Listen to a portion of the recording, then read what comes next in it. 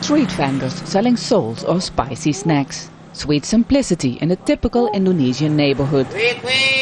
This is where Barack Obama, or Little Barry as he was called, used to play in the early 1970s.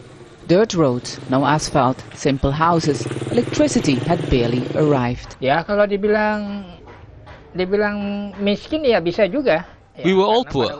We had just got our independence from the Dutch. Baru merdeka lah katanya. Yunaldi and his two brothers were Barry's friends. They have lively memories about the tall, chubby black kid who moved into their neighborhood. Together they played in the muddy streets.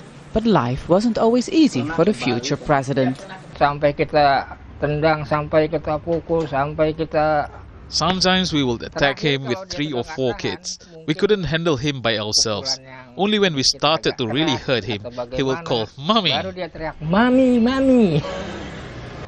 Some things haven't changed since Obama has lived in Indonesia, like this little food stall selling bakso or meatball soup, one of Obama's favorites. But still, the Indonesia that he's visiting is very different than the Indonesia of his childhood.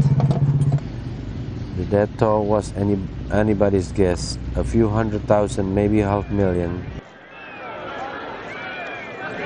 The Indonesia Obama describes in his book had just emerged from one of the bloodiest periods in its history, living in a country that was suffering hardship and mixing with different ethnic groups and cultures has been an important lesson for Obama, according to his school friends.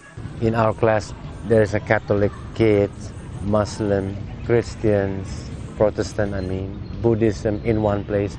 I think those, if I see during his campaign, he talked about respect the difference. That's also what he learned from here. Saya yakin.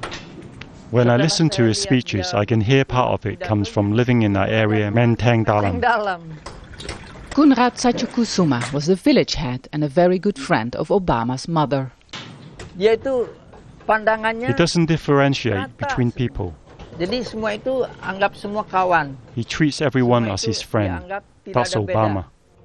Itu Obama. Obama lived in Menteng Dalam for 3 years before moving to a wealthier area for the final 12 months of his stay in Indonesia. That's where a statue of Obama as a child has been placed at his former school. The statue was moved after people protested against it being placed in a public park, a symbol of the conflicting feelings Indonesians have for Barack Obama, childhood friend or powerful president. Vaessen, Al Jazeera, Jakarta.